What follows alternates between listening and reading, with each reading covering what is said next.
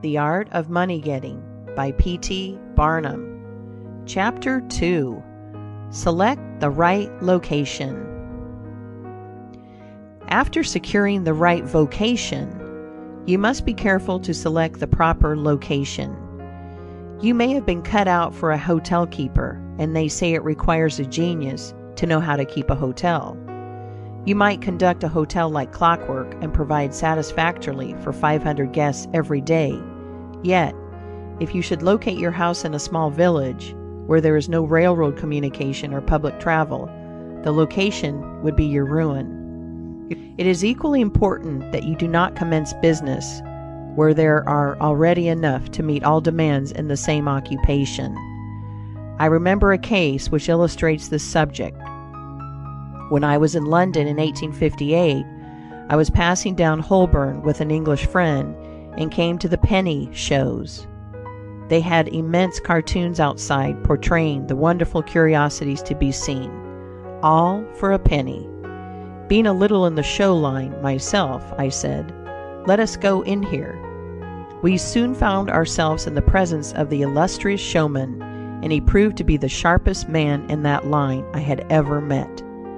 He told us some extraordinary stories in reference to his bearded ladies, his albinos, and his armadillos, which we could hardly believe, but thought it better to believe it than look after the proof.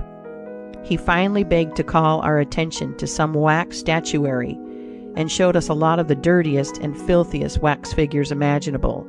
They looked as if they had not seen water since the deluge. "What is there so wonderful about your statuary?" I asked. "I beg you not to speak so satirically," he replied. "Sir, these are not Madame Tussaud's wax figures, all covered with glit and tinsel, and imitation diamonds, and copied from engravings and photographs. Mine, sir, were taken from life. Whenever you look upon one of those figures, you may consider that you are looking upon the living individual." Glancing casually at them, I saw one labeled Henry VIII, and feeling a little curious upon seeing that it looked like Calvin Edson, the living skeleton, I said, "Do you call that Henry VIII?" He replied, "Certainly, sir. It was taken from life at Hampton Court by special order of His Majesty on such a day." He would have given the hour of the day if I had resisted. I said, "Everybody knows that Henry VIII was a great stout old king, and that figure is lean and lank. What do you say to that?" "Why," he replied, "you would be lean and lank yourself if you sat there as long as he has." There was no resisting such arguments. I said to my English friend, "Let us go out. Do not tell him who I am. I show the white feather. He beats me." He followed us to the door, and seeing the rabble in the street, he called out, "Ladies and gentlemen, I beg to draw your attention to the respectable character of my visitors," pointing to us as we walked away.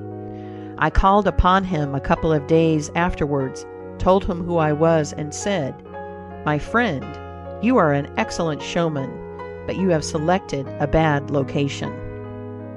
He replied, "This is true, sir. I feel that all my talents are thrown away, but what can I do?" "You can go to America," I replied.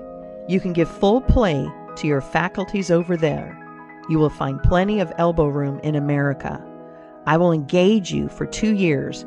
After that, you will be able to go on your own account." He accepted my offer and remained 2 years in my New York museum. He then went to New Orleans and carried on a traveling show business during the summer. Today, he is worth $60,000 simply because he selected the right vocation and also secured the proper location. The old proverb says, 3 removes are as bad as a fire, but when a man is in the fire, it matters but little how soon or how often he removes. End of Chapter 2.